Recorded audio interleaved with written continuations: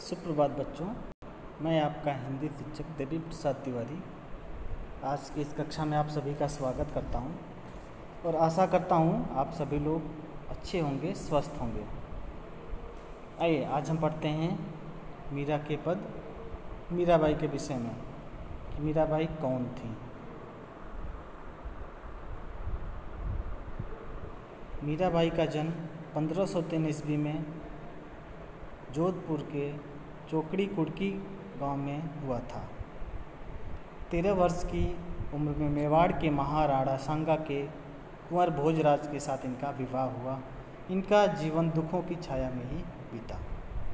बाल्यावस्था में ही मां का देहांत हो गया था। विवाह के कुछ ही साल बाद अपने पति, फिर माता और फिर एक युद्ध में ससुर का भी इनके देहांत हो गया। भौतिक जीवन से निराश मीरा के घर परिवार सबका त्याग करना पड़ा। वृंदावन में डेरा डाल पूरी तरह गिरधर गोपाल कृष्ण के प्रति समर्पित हो गए। मीराबाई कृष्ण भक्ति शाखा की प्रमुख कवियत्री मानी जाती हैं। इनके काव्य में विरह की अनुभूति चरम सीमा पे है। जैसा कि आपने देखा कि किस तरह से इनके बचपन में, बाल्यावस्था में ही अनेक प्रकार के दुखों को सहना पड़ा। माता, पिता, पति, ससुर सबका एक एक करके देहांत होता चला गया। अल्प अवस्था में ही सबकी मृत्यु होती चली गई। तो इस तरह से मीराबाई के जीवन में बहुत ही दुख आए। ऐसा कहा जाता है कि मीराबाई पारिवारिक स्वजनों के द्वारा दिए गए दुख से परेशान हो गई। परिवार के लोग नहीं चाहते थे कि मीराबाई किसी मंदिर में जाएं, साधु संतों की संगत में जाएं, भजन कीर्तन करें। परिवार वालों को यह पसंद नहीं था। यह नहीं चाहते थे कि इस तरह से एक राज परिवार, राजघराने की बहू मंदिरों में या साधु संतों की संगत में जाए। पर मीरा का जब सब कुछ छिन गया, सब कुछ नष्ट हो गया, तो कृष्ण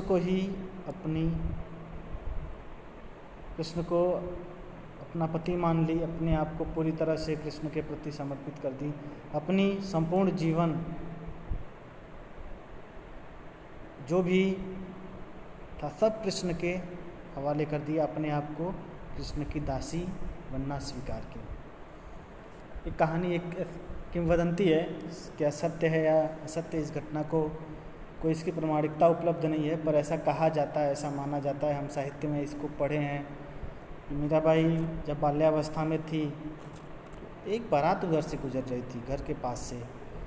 तो बारात में सब नाच रहे थे। एक घोड़े पे दूल्हा बैठा हुआ जा रहा था। मीराबाई ने अपनी माँ से पूछा कि माँ, यह क्या है? तो उनकी माँ ने बताया कि आज इनका विवाह है, इसलिए अपने लिए यह दुल्हन लेने जा रहे हैं। तो मीराबाई ने पूछा कि मेरा दूल्हा कहाँ है? सामने कृष्ण भगवान का मंदिर था, भगवान कृष्ण बांके बिहारी वहाँ पे थे। उनकी माँ ने कहा कि तुम्हारा दूल्हा यही है। तो बचपन से ही कृष्ण के प्रति अनन्य भाव इनके मन में था। कृष्ण को अपना प्रियतम, अपना प्रेमी, अपना स्वामी मान चुकी थी। मीरा का मन राजघराने में बिल्कुल भी नहीं लगता था। संतों की संगति और भजन कीर्तन में ही अपना सारा समय जो है व्यतीत करती थी। घर परिवार में दुख पाने की वजह से इन्होंने परिवार त्याग दिया। ऐसा माना जाता है कि इनके 2 शिष्य थे, एक तो स्वामी रैदास जी और दूसरे गोस्वामी तुलसीदास जी। दोनों जगह प्रमाणिक ग्रंथों में दोनों जगह 2 गुरुओं को माना जाता है। पर जब यह परिवार के दुख से ज़्यादा परेशान हो गई तो एक पत्र लिखा तुलसीदास को कि मैं क्या करूं। तुलसीदास ने इन्हें सलाह दी कि आप जो है घर परिवार छोड़ के वृंदावन में आओ, शेष जीवन वहीं व्यतीत करो। गोवर्धन पर्वत के पास मीराबाई ने अपना शेष जीवन व्यतीत किया। बांके बिहारी के मंदिर के पास में अपने शरीर को त्यागा। बाद में वहाँ मीरा मंदिर बनाया गया। 1546 ईस्वी में इनकी मृत्यु हो गई। मीराबाई की जो भाषा थी,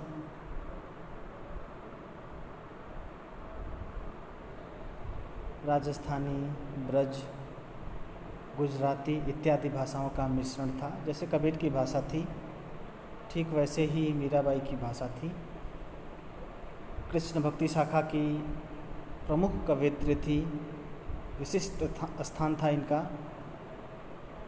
उस समय के सगुण काव्य धारा में। पाठ प्रवेश। कहते हैं पारिवारिक संतापों से मुक्ति पाने के लिए मीरा घर द्वार छोड़कर वृंदावन में जा बसी थी और कृष्णमय हो गई थी। क्यों? आखिर परिवार के लोग क्यों कष्ट दे रहे थे? उनका इस परिवार के लोगों का ऐसा मानना था कि मीरा जो है राजघराने की बहू हैं, इसलिए इनको राज परिवार की मान मर्यादा का ख्याल रखना चाहिए। और वह एक ऐसा समय था जब महिलाओं में पर्दा प्रथा की व्यवस्था चरम सीमा पे व्याप्त थी, तो इसलिए जो है परिवार के लोग इनको मारने का भी प्रयत्न किया। ऐसा भी कहीं कहीं लिखा मिलता है कि जहर का प्याला, विष का प्याला भी इनको पिलाया गया, पर मीराबाई जो है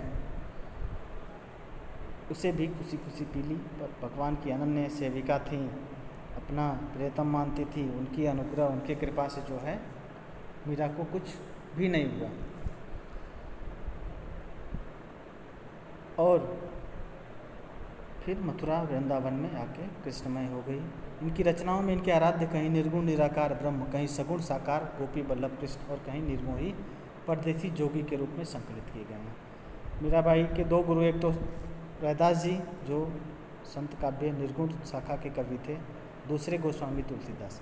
दोनों का प्रभाव पड़ा इनकी कविताओं में, एक तरफ तो निराकार ब्रह्म की, दूसरे तरफ साकार ब्रह्म की, यानी एक निराकार जिसका कोई आकार स्वरूप नहीं है, दूसरा सगुण साकार बांके बिहारी गोपी वल्लभ भगवान श्री कृष्ण।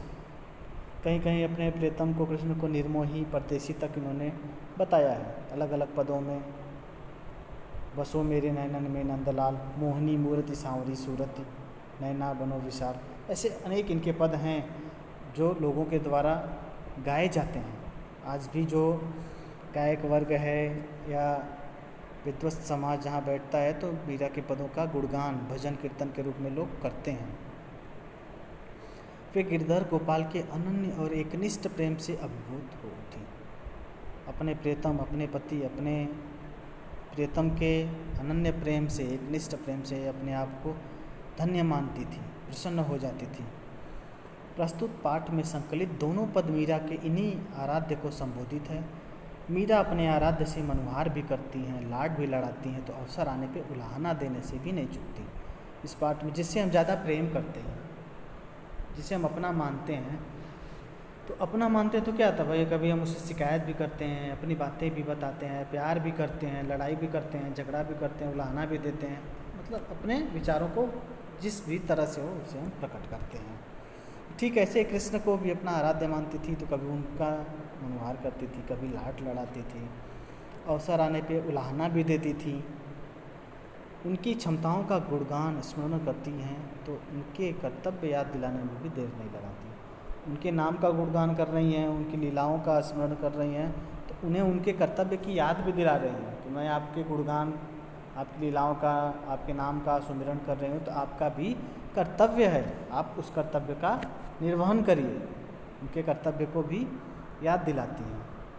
आइए प्रस्तुत है आज हमारा मीरा का पहला पद हम पढ़ेंगे। हरि आप हरो जन की भीड़। हरि मतलब कृष्ण, हे श्री कृष्ण।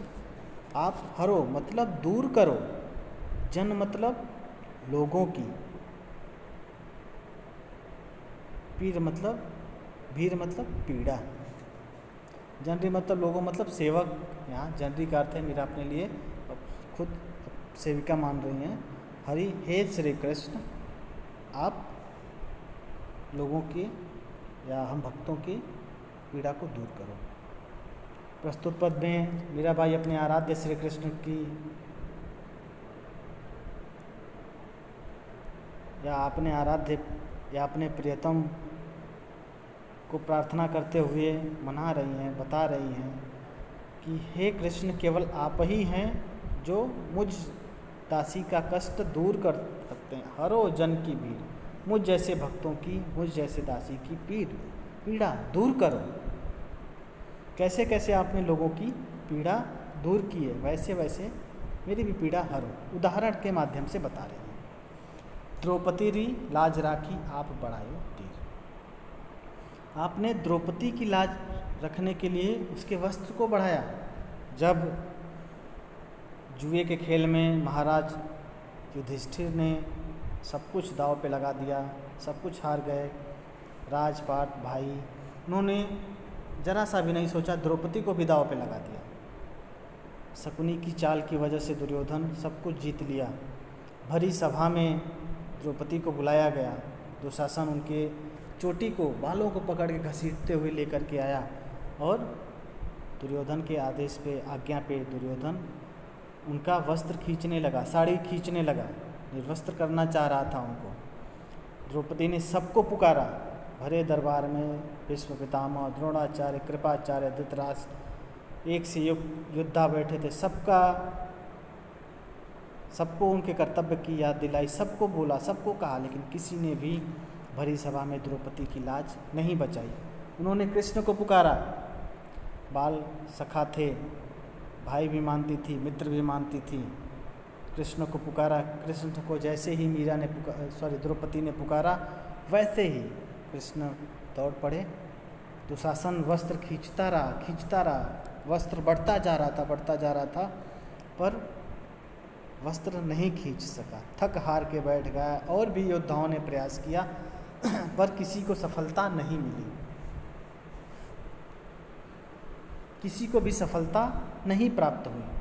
भगवान ने उनके वस्त्र को बढ़ाया। बाद में द्रौपदी ने उन्हें उलाहना दिया। भक्त हैं, भक्त भगवान की आराधना भी करते हैं, भगवान के सामने अपनी बातों को भी रखते हैं, अनन्य प्रेम भी करते हैं, तो अवसर आने पे उलाहना भी देते हैं। ठीक है, तो द्रौपदी ने उलाहना दिया कि आप जो है मेरे पुकारने पर ही क्यों आए। द्रौपदी ने कहा कि आप मुझे ये बताओ कि जब मैं आपको पुकारी तभी आप आए, उसके पहले क्यों नहीं आए। तब कृष्ण ने कहा कि द्रौपदी, तुम्हें अपने पूर्वजों पे, अपने वीर पतियों पे अभिमान था। तुम सोचती थी कि तुम्हारी लज्जा ये बचा लेंगे, इसलिए तुमने मुझे पहले नहीं पुकारा। जब तुमने पुकारा तब मैंने तुम्हारे वस्त्र को, चीर को बढ़ा करके तुम्हारी रक्षा की। तो मीराबाई कह रहे हैं कि आप जो है द्रौपदी की लाज बचाने के लिए उनके वस्त्रों को बढ़ाया, उनकी चीर को बढ़ा दिए। हे प्रभु, ठीक वैसे ही मेरे भी दुख आप दूर करो। भगत कारण रूप नर हरि, धरो आप शरीर। हे प्रभु, भक्त के लिए, अपने प्रिय भगत कारण मतलब अपने प्रिय भक्त प्रहलाद जी के लिए, जब हिरण्यकश्यप ने सारे राज्य में घोषणा करवा दी कि मैं ही श्रेष्ठ हूँ, मेरी ही सभी पूजा करो, उनका पुत्र प्रहलाद जी मना कर दिए कि नहीं, मैं तुम्हारी पूजा नहीं कर सकता, आप श्रेष्ठ नहीं है, श्रेष्ठ तो मेरे नारायण है, मैं अपने नारायण की पूजा करूँगा, आपकी नहीं। तो उस प्रहलाद जी को हिरण्यकश्यप ने मारने का बहुत प्रयत्न किया। अपनी बहन होलिका को कहा कि होलिका को वरदान ब्रह्मा जी ने दिया था कि तुम आग में जलोगी नहीं। होलिका प्रहलाद जी को गोद में लेके अग्नि में बैठी और अग्नि जलाई गई तो होलिका जल गई। जो होलिका पर्व मनाते हैं तो इसी उपलक्ष्य में मनाते हैं, होलिका दहन करते हैं, बुराइयों का दहन करते हैं। होलिका चिल्लाने लगे, ब्रह्मा जी से पूछी कि कैसा वरदान है, आपने मुझे वरदान दिया, झूठा हो गया। ब्रह्मा ने कहा नहीं, यह वरदान मैंने तुम्हें दिया था अच्छे कार्य करने के लिए, बुराई करने के लिए नहीं। तुमने बुरा कर्म किया इसलिए तुम्हारा यही नतीजा हुआ। हर बुरे कर्म का गलत ही परिणाम निकलता है, इसलिए कभी भी बुरा कर्म नहीं करना चाहिए, किसी के विषय में बुरा नहीं सोचना चाहिए। हिरण्यकश्यप ने प्रहलाद जी को, हिरण्यकश्यप को भी वरदान मिला था कि तुम दिन में नहीं मर सकते, रात में नहीं मर सकते, घर के अंदर नहीं मर सकते, घर के बाहर नहीं मर सकते, देवता से नहीं मारे जा सकते, मनुष्य से नहीं मारे जा सकते, जानवर से नहीं मारे जा सकते। तो गोधुली बेला में जब गाय चर के जंगलों से घर में वापस आती है, उस बेला को गोधुली बेला कहा जाता है। उस बेला में ऐसा कहते हैं कि भाई कुछ खाया पिया नहीं जाता है, सोया नहीं जाता है, बैठ के भगवान का नाम लो, भगवान के कीर्तन करो, भगवान को स्मरण याद करो, इत्यादि चीज़ें। ऐसी मान्यता है, धार्मिक मान्यता है, हमारे पूर्वजों द्वारा ऐसी मान्यता है, हम इसको मानते हैं। तो इधर जो है हिरण्यकश्यप ने प्रहलाद जी को खंभे में बांधा और कहा कि अब तुम्हें देखो कौन बचाने आता है। तो उस खंभे से फाड़ के भगवान नरसिंह निकले, आधा नर और आधा सिंह, इसलिए उनका नाम पड़ा नरसिंह। मुंह ऊपर का हिस्सा सिंह का, नीचे का हिस्सा मनुष्य का। और अस्त्र शस्त्र से नहीं मारे, सिंह मतलब अपने नाखूनों से, न ऊपर मरूँ न नीचे मरूँ न पृथ्वी पर मरूँ न आकाश में मरूँ न ज़मीन पर मरूँ, अपनी जंघाओं पे बैठा करके। घर में नहीं मरूँ, बाहर न मरूँ, तो जो चौखट होता है, चौखट पे बैठ करके बैठा के उसको, और अपने नाखूनों से, अस्त्र शस्त्र से नहीं मारे, नाखूनों से मारे। न दिन थी न रात थी, वही गोधुली बेला थी। प्रहलाद को बचाने के लिए नरसिंह का अवतार लिए और हिरण्यकश्यप का वध किए। तो हे प्रभु, आपने अपने भक्त प्रहलाद जी को बचाने के लिए, हिरण्यकश्यप को मारने के लिए नरसिंह का रूप धारण किया। नरसिंह धर्यो आप शरीर, आधा नर और आधा सिंह का रूप आपने धारण किया और उन्हें बचाया। तो मुझे भी आप जो है अपने इस दासी को भी बचाओ। बूढ़ तो गजराज राख्यो काटी कुंजर पीर। गज हाथी अपने सपरिवार के साथ नदी में जल क्रीड़ा करने गया, जल क्रीड़ा कर रहा था, मगरमच्छ ने पांव पकड़ा और नदी में खींचने लगा। परिवारजन, परिवार के सदस्य उस गज को, उस हाथी को बचाने का बहुत प्रयत्न किए, पर सफलता नहीं मिली। अब जो है परिवार के लोग थक हार के वापस चले गए, निराश हो गए कि अब कुछ नहीं हो सकता, क्योंकि जल के अंदर मगरमच्छ की ताकत ज़्यादा होती है, वो जल के अंदर खींचे जा रहा था। जब सूढ़ मात्र लेस बच गया थोड़ा सा, तब जो है डूबता, बूढ़ तो मतलब डूबता हुआ गजराज हाथी पुष्प तोड़ा, कमल का पुष्प, और भगवान को याद किया। भगवान वहाँ से दौड़े चक्र लेकर के, काटी कुंजर पीर, और चक्र सुदर्शन से हाथी को मगरमच्छ के मुंह से बचा लिए, उसके प्राणों की रक्षा की। ऐसा कहा जाता है कि भाई भगवान 2 बार नंगे पांव दौड़े थे। एक बार सुदामा जी आए थे तब उनसे मिलने के लिए, दूसरी बार इस गज को बचाने के लिए, गजराज को बचाने के लिए, बिना खड़ाओं के, बिना किसी वाहन के स्वयं दौड़ पड़े थे। अपने भक्त के लिए प्रभु क्या क्या नहीं करते हैं, सब कुछ करते हैं, क्योंकि उन्हें किसी से कोई डर नहीं है, किसी से डरते नहीं है कि भाई कोई मुझे कुछ बोलेगा कहेगा, नहीं। तो सर्वज्ञ हैं, कृपालु हैं, अंतर्यामी है, उन्हें कौन रोकने वाला है, कौन मना करने वाला है। उन्हें कोई मना नहीं कर सकता, उन्हें कोई रोक नहीं सकता। तो मीराबाई कह रहे हैं कि आपने उस डूबते, बुढ़ तो मतलब डूबते हुए गजराज को बचाया, मगरमच्छ के मुंह से बचाया, उसकी पीड़ा को दूर किया, उसके दुख को दूर किया। हे प्रभु, दासी मीरा लाल गिरधर हरो मारी भीर।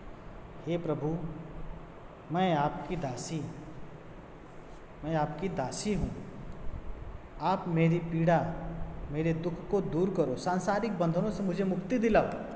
और क्या दुख था, यही दुख था कि वह जो है सांसारिक बंधनों में बंधी थी, चाह रही है कि मैं सांसारिक बंधनों से मुक्त हो जाऊं। मेरी आपसे यही विनती है, यही प्रार्थना है, मैं यही चाहती हूँ कि आप जो है मुझ जैसे सेविका, मुझ जैसी दासी का उद्धार करो, मेरे ऊपर आप कृपा करो, जैसे इन भक्तों के ऊपर आपने अपनी कृपा दिखाई। आप सब कुछ करने वाले हो, आप सर्वज्ञ हो और सामर्थ्यवान हो, आप सब कुछ कर सकते हो, आपके लिए कोई बहुत बड़ी बात नहीं है। इस तरह से मीराबाई जी दास्य भाव की भक्ति कर रही भगवान श्री कृष्ण की। कितना माधुर्य भाव है, कितना सरल शब्दों में मीराबाई ने अपने बातों को स्पष्ट कहा है, और अपने प्रभु, अपने कृष्ण से किस तरह से जो है अपने कष्ट को, अपने दुख को दूर करने की प्रार्थना की है। काव्य सौंदर्य इस पद का है, सरल एवं सहज भाषा का प्रयोग हुआ है।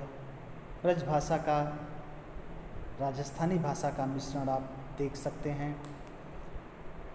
इसमें काटी कुंजर पीर, काटी कुंजर पीर में अनुप्रास अलंकार का प्रयोग किया गया है। बाकी दूसरे पदों में जैसे द्रौपदी री लाज राखी आप बढ़ायो चीर, या भगत कारण रूप नरहरि धरो शरीर में दृष्टांत अलंकार का प्रयोग। दृष्टांत मतलब कोई उदाहरण देके बताना किसी चीज़ को। और अंतिम पद तुकांत पद से युक्त हैं। तो मीरा की भाषा सहज, सरल और आकर्षक है। धन्यवाद।